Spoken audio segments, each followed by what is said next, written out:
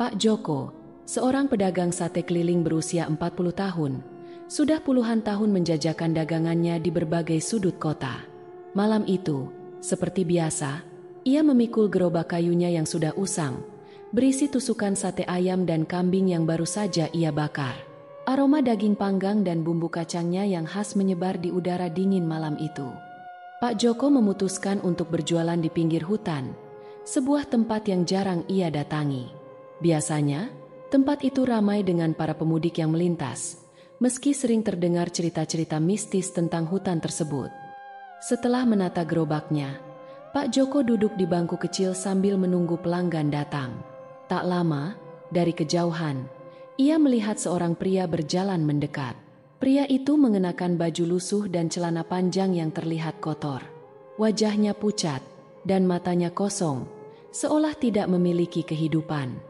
Pak Joko merasa sedikit ngeri, tapi ia mencoba mengabaikan perasaannya. 10 tusuk sate ayam, kata pria itu dengan suara parau, hampir seperti bisikan. Pak Joko mengangguk dan segera menyiapkan pesanan. Tangannya gemetar sedikit saat ia menusukkan daging ke tusukan sate. Ia mencoba mengobrol untuk mencairkan suasana. "Malam ini sepi ya, Mas?" Pria itu hanya mengangguk perlahan, tidak mengucapkan sepatah kata pun. Pak Joko merasa semakin tidak nyaman. Setelah sate siap, ia menyerahkannya kepada pria itu, yang kemudian duduk di bangku kayu dekat gerobak. Pria itu makan dengan lambat, seolah setiap gigitan membutuhkan usaha besar. Setelah selesai, pria itu berdiri dan mengeluarkan selembar uang kertas dari sakunya.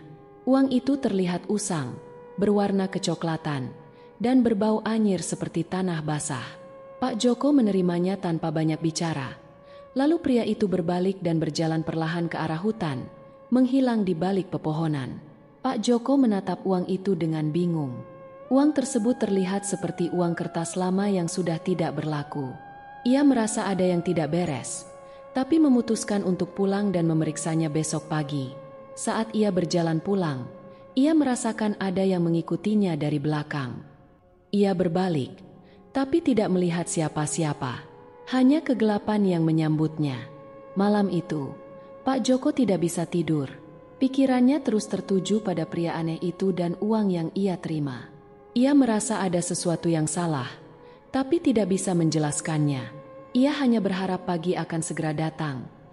Keesokan harinya, Pak Joko bangun dengan perasaan tidak enak. Matahari sudah tinggi, tapi udara terasa dingin dan suram. Ia segera mengambil uang yang diterimanya semalam dari saku celananya.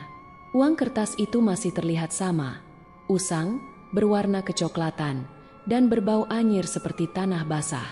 Ia memeriksanya dengan cermat, dan semakin yakin bahwa uang ini bukan uang yang biasa digunakan sekarang.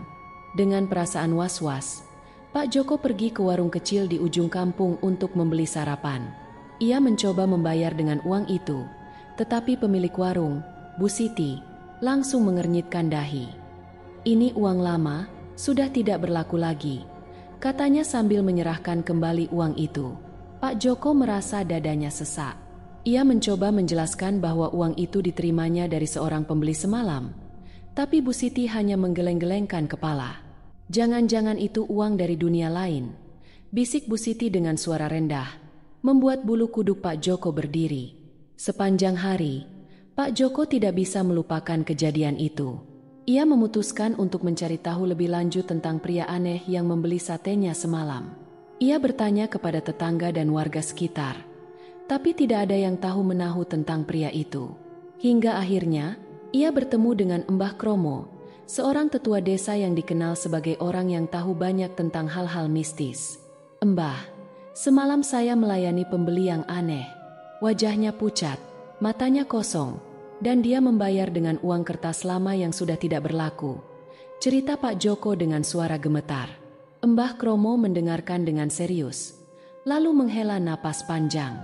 "Pak Joko, mungkin kau telah melayani arwah yang belum tenang. Seminggu yang lalu, ada seorang pria yang meninggal dunia di dekat hutan itu. Dia kecelakaan saat pulang kerja. Pria itu memang suka makan sate dan sering membeli dari pedagang keliling." Pak Joko merasa darahnya membeku. Ia teringat kembali pada pria yang membeli satenya semalam. Wajah pucat, suara parau, dan uang kertas yang usang. Semua tanda itu mengarah pada satu kesimpulan. Ia telah melayani arwah.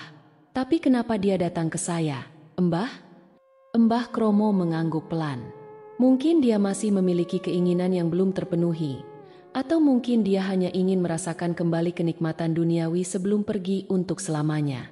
Kau harus berhati-hati. Arwah seperti itu bisa saja kembali jika dia merasa belum puas. Pak Joko pulang dengan perasaan berat. Ia memutuskan untuk tidak berjualan di dekat hutan lagi. Tapi rasa penasaran dan ketakutannya tidak bisa hilang begitu saja. Malam itu, saat ia bersiap untuk tidur, ia mendengar suara langkah kaki di luar rumahnya. Seolah ada seseorang yang berjalan mondar-mandir di depan pintunya. Ia mencoba mengabaikannya, tapi suara itu semakin keras. Akhirnya, dengan hati berdebar, Pak Joko membuka pintu perlahan. Di luar, tidak ada siapa-siapa, hanya kegelapan dan angin malam yang dingin. Tapi di tanah, tepat di depan pintunya, ada 10 tusuk sate yang sudah dimakan separuh, dan selembar uang kertas usang yang sama seperti yang diterimanya semalam. Pak Joko merasa jantungnya berhenti berdetak. Ia tahu, ini bukanlah akhir dari cerita ini. Arwah itu masih ada di sekitarnya, dan ia tidak tahu apa yang harus dilakukan selanjutnya. Ia mencoba meyakinkan diri bahwa semua ini hanya kebetulan, tapi suara langkah kaki di luar rumah dan sate yang ditinggalkan di depan pintu membuatnya tidak bisa tenang. Keesokan paginya, Pak Joko memutuskan untuk mencari bantuan.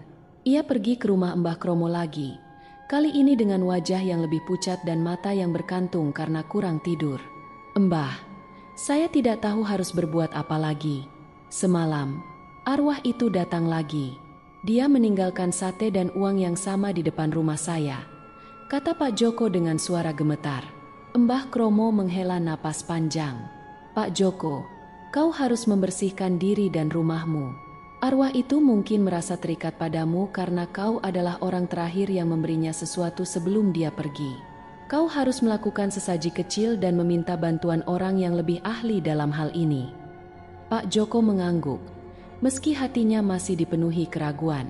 Ia tidak pernah percaya sepenuhnya pada hal-hal mistis, tapi kejadian-kejadian belakangan ini membuatnya tidak punya pilihan lain. Ia pun pergi ke pasar untuk membeli bahan-bahan yang diperlukan, bunga, kemenyan, dan beberapa jenis makanan untuk sesaji. Saat sore tiba, Pak Joko mulai membersihkan rumahnya. Ia menyapu lantai, membakar kemenyan, dan meletakkan sesaji di depan pintu. Ia berdoa dengan khusyuk, meminta agar arwah itu tidak lagi mengganggunya. Namun, saat malam tiba, perasaan tidak enak itu kembali muncul. Pak Joko mencoba tidur lebih awal, tapi ia terus terbangun oleh suara-suara aneh. Kadang-kadang, ia mendengar suara orang berbisik, meski tidak ada siapa-siapa di rumahnya. Lalu, sekitar pukul tengah malam, ia mendengar suara ketukan pelan di jendela kamarnya. Jantungnya berdebar kencang, tapi ia mencoba mengabaikannya. Ketukan itu semakin keras, dan akhirnya Pak Joko tidak tahan lagi. Ia bangun dari tempat tidur dan perlahan mendekati jendela. Dengan hati berdebar, ia membuka tirai jendela sedikit. Di luar, ia melihat bayangan seseorang berdiri di kegelapan. Wajahnya tidak jelas, tapi Pak Joko bisa melihat bahwa orang itu mengenakan baju lusuh yang sama seperti pria yang membeli satenya.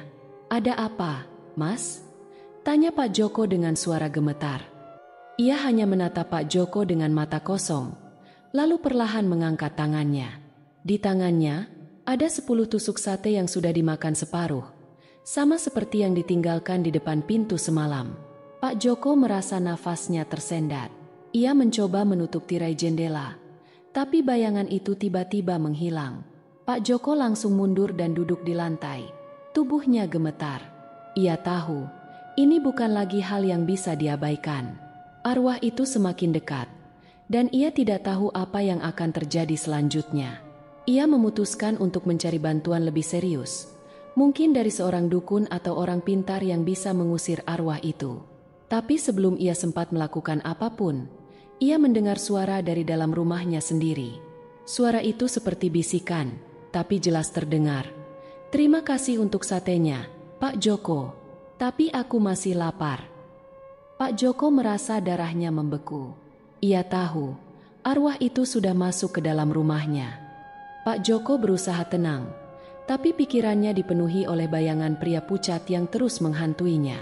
Ia mengambil senter dari laci meja dan mengarahkannya ke sudut-sudut ruangan. Tidak ada apa-apa, hanya bayangan yang bergoyang-goyang karena cahaya senter. Tiba-tiba, lampu di ruang tamu mati. Hanya senter di tangannya yang masih menyala. Pak Joko merasa nafasnya semakin berat. Ia mencoba menuju ke saklar lampu, tapi langkahnya terhenti saat ia melihat sesuatu di ujung lorong. Sebuah bayangan tinggi berdiri di sana, tidak bergerak, hanya menatapnya dengan mata kosong. "Mas, tolong, jangan ganggu saya," kata Pak Joko. Suaranya hampir seperti tangisan. Bayangan itu perlahan mendekat. Pak Joko bisa melihat wajahnya dengan jelas sekarang. Pucat, kuyu, dan tidak memiliki ekspresi. Itu adalah pria yang sama yang membeli satenya semalam. Pria itu mengulurkan tangannya, dan di tangannya ada 10 tusuk sate yang sudah dimakan separuh. "Aku masih lapar, Pak Joko," bisiknya dengan suara parau. Pak Joko mundur perlahan, tapi bayangan itu terus mendekat. Ia merasa punggungnya menempel di dinding. Tidak ada jalan untuk melarikan diri. Saya akan buatkan sate lagi untukmu. Tapi tolong, jangan sakiti saya." Bayangan itu berhenti sejenak, seolah mempertimbangkan tawarannya. "Pak Joko, buatkan aku sate lagi. Tapi jangan lupa, aku akan kembali." Setelah mengatakan itu, bayangan itu perlahan menghilang, seolah menyatu dengan kegelapan. Lampu di ruang tamu tiba-tiba menyala kembali, membuat Pak Joko terkejut. Ia menatap sekeliling, tapi tidak ada lagi bayangan itu. Hanya dirinya sendiri, berdiri di tengah ruangan dengan tubuh yang masih gemetar. Pak Joko tahu, ia tidak punya pilihan lain. Ia harus memenuhi permintaan arwah itu, atau ia tidak akan pernah bisa tenang. Dengan langkah berat, ia pergi ke dapur dan mulai menyiapkan sate. Tangannya masih gemetar, tapi ia mencoba fokus pada tugasnya. Ia membakar 10 tusuk sate ayam dengan hati-hati, seolah ini adalah sate terpenting yang pernah ia buat. Setelah sate siap, ia membawanya ke depan rumah dan meletakkannya di atas piring kecil. Ia juga menyalakan kemenyan dan berdoa dengan khusyuk. "Ini untukmu, Mas. Silakan dinikmati. Tapi tolong, jangan ganggu saya lagi," katanya dengan suara rendah. Ia kembali ke dalam rumah dan menutup pintu rapat-rapat. Malam itu, ia duduk di kursi ruang tamu, tidak berani tidur. Ia menunggu, mendengarkan setiap suara yang mungkin datang dari luar. Beberapa jam berlalu, dan tidak ada kejadian aneh. Pak Joko mulai merasa lega. Mungkin arwah itu sudah puas. Tapi saat ia hampir tertidur, ia mendengar suara ketukan pelan di jendela. Ia membuka matanya dengan cepat dan melihat bayangan itu kembali. Pria pucat itu berdiri di luar jendela, menatapnya dengan mata kosong. Di tangannya, piring sate yang ia letakkan di depan rumah masih utuh, tidak tersentuh. "Aku tidak mau sate itu, Pak Joko," bisiknya dengan suara parau. "Aku mau sate yang kau buat khusus untukku, seperti semalam." Pak Joko merasa darahnya membeku. Ia tahu, ini bukan lagi tentang sate. Ini tentang sesuatu yang lebih dalam, sesuatu yang tidak bisa ia pahami. Arwah itu tidak akan pergi begitu saja, dan ia harus mencari cara untuk menghentikannya sebelum terlambat. Pak Joko tidak bisa tidur sepanjang malam. Setiap kali ia menutup mata, bayangan pria pucat itu muncul di pikirannya. Suara bisikan, "Aku masih lapar," terus bergema di telinganya, seolah tidak memberinya istirahat. Saat fajar menyingsing, ia memutuskan bahwa ia tidak bisa menghadapi ini sendirian lagi. Ia harus mencari bantuan dari seseorang yang benar-benar mengerti tentang hal-hal mistis. Dengan langkah berat, Pak Joko pergi ke rumah Mbah Kromo lagi. Tetua desa itu sedang duduk di beranda rumahnya. Wajahnya terlihat serius, seolah sudah menunggu kedatangan Pak Joko. "Sudah terjadi lagi, ya?" tanya Mbah Kromo sebelum Pak Joko sempat membuka mulut. Pak Joko mengangguk, wajahnya pucat dan lesu. arwah itu datang lagi semalam. Dia tidak mau menerima sate yang saya buatkan. Dia bilang dia mau sate yang khusus, seperti yang saya buat semalam. Tapi saya tidak tahu apa yang dia maksud. Mbah Kromo menghela napas panjang. Pak Joko, arwah itu tidak hanya mencari makanan. Dia mencari sesuatu yang lebih dalam. Mungkin ada alasan mengapa dia memilihmu. Kau harus mencari tahu siapa dia sebenarnya, dan apa yang sebenarnya dia inginkan. Pak Joko merasa bingung. Saya tidak tahu siapa dia, kecuali bahwa dia meninggal seminggu yang lalu. Mbah Kromo mengangguk pelan. Coba kau cari tahu lebih lanjut tentang pria itu. Tanyakan kepada warga sekitar, atau mungkin ke keluarganya jika ada. Kau juga bisa pergi ke tempat dia meninggal. Kadang-kadang, arwah yang belum tenang masih terikat pada tempat itu. Pak Joko mengikuti saran Mbah Kromo. Ia mulai bertanya kepada warga sekitar tentang pria yang meninggal seminggu yang lalu. Dari cerita-cerita yang ia dengar, ia mengetahui bahwa pria itu bernama Slamet, seorang buruh bangunan yang tinggal di ujung desa. Slamet meninggal karena kecelakaan saat pulang kerja, tertabrak truk di dekat hutan. Keluarganya sudah pindah ke kota, jadi tidak ada yang mengurus makamnya dengan baik. Dengan informasi ini, Pak Joko memutuskan untuk pergi ke tempat kecelakaan itu terjadi. Saat ia mendekati lokasi, ia merasa udara semakin dingin. Di tepi jalan, ia melihat sisa-sisa bunga dan lilin yang sudah layu, mungkin ditinggalkan oleh warga yang melayat. Pak Joko berdiri di tempat itu. Tiba-tiba, ia merasakan sesuatu yang aneh. Sebuah bisikan pelan terdengar di telinganya. "Terima kasih sudah datang, Pak Joko." Ia menoleh ke sekeliling, tapi tidak ada siapa-siapa. Bisikan itu datang lagi. "Aku tidak mau menyakitimu. Aku hanya ingin ada yang mengingatku." Pak Joko merasa dadanya sesak.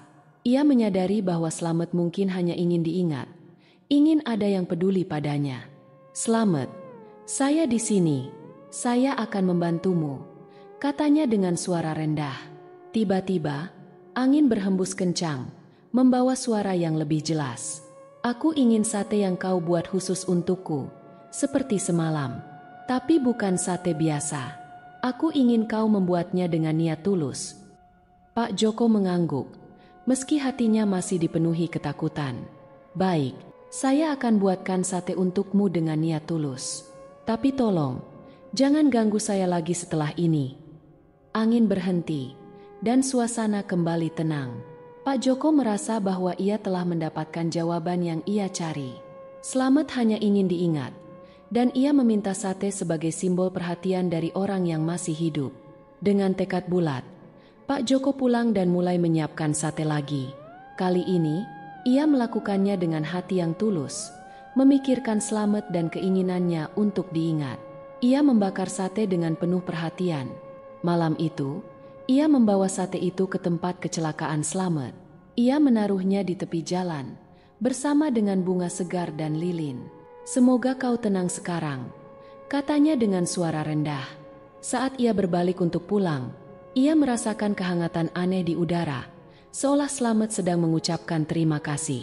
Pak Joko merasa lega, tapi ia tahu ini belum selesai. Ia harus memastikan bahwa Slamet benar-benar tenang. Setelah meninggalkan sate dan sesaji di tempat kecelakaan Slamet, Pak Joko pulang dengan perasaan campur aduk.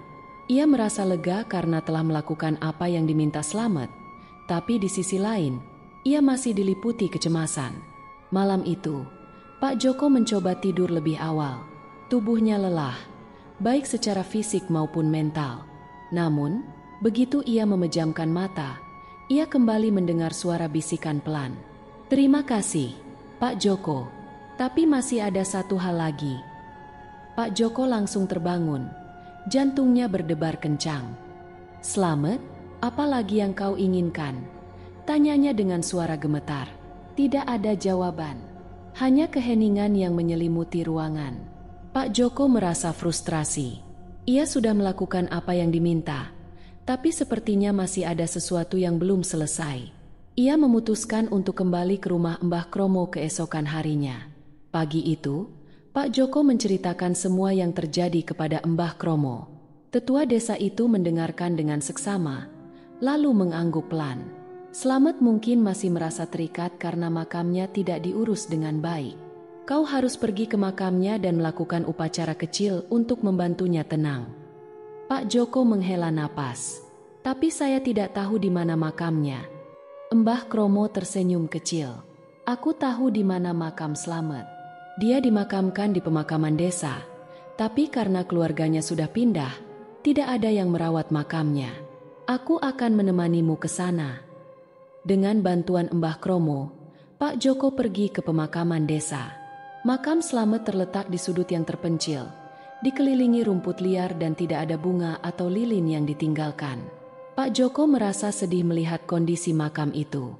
Ia menyadari bahwa Slamet mungkin merasa diabaikan, baik oleh keluarganya maupun oleh warga desa. Mbah Kromo membawa beberapa bahan untuk upacara kecil, kemenyan, bunga, dan air suci. Ia meminta Pak Joko untuk membersihkan makam Slamet dan menaburkan bunga di atasnya. Setelah itu, mereka menyalakan kemenyan dan berdoa bersama. Slamet, kami di sini untukmu. Kami ingin membantumu tenang dan pergi dengan damai. Terimalah persembahan ini sebagai tanda bahwa kami mengingatmu, kata Mbah Kromo dengan suara hikmat. Pak Joko mengikuti setiap langkah dengan hati yang tulus. Saat upacara selesai, ia merasakan kehangatan aneh di udara, seolah Slamet sedang mengucapkan terima kasih.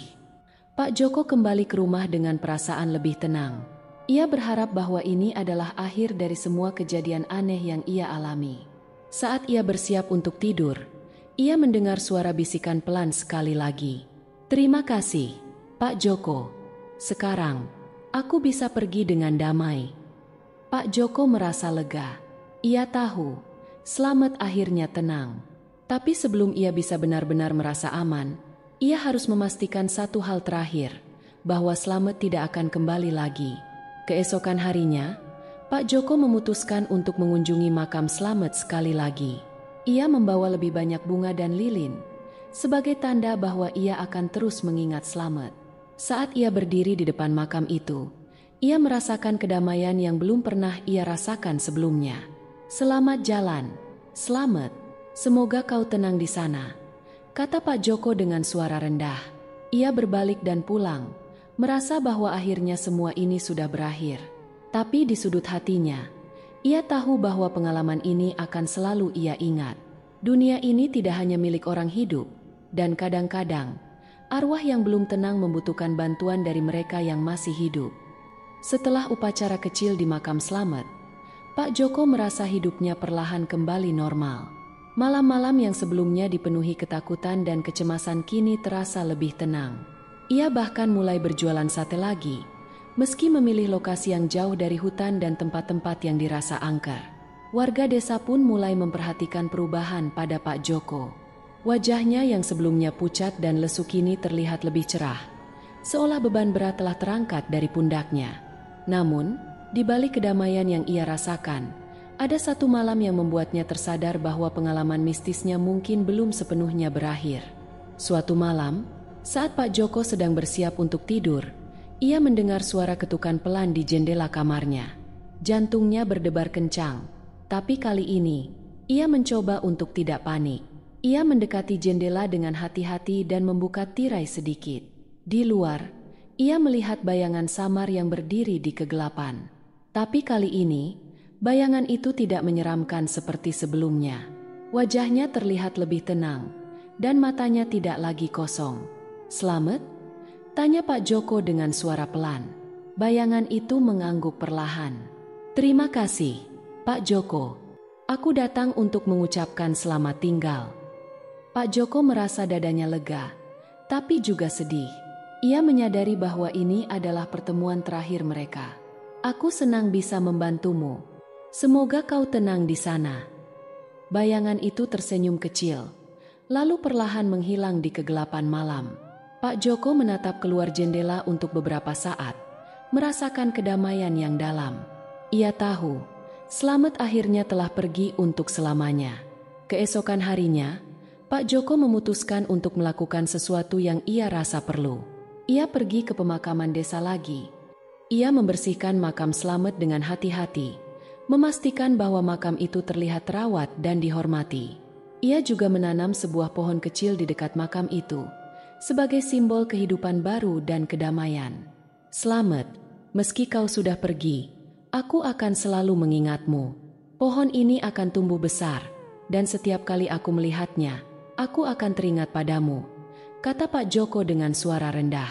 Sejak hari itu, kehidupan Pak Joko benar-benar kembali normal. Ia tidak lagi mendengar suara bisikan atau melihat bayangan aneh di malam hari. Bahkan, ia merasa lebih bersemangat dalam menjalani hidupnya.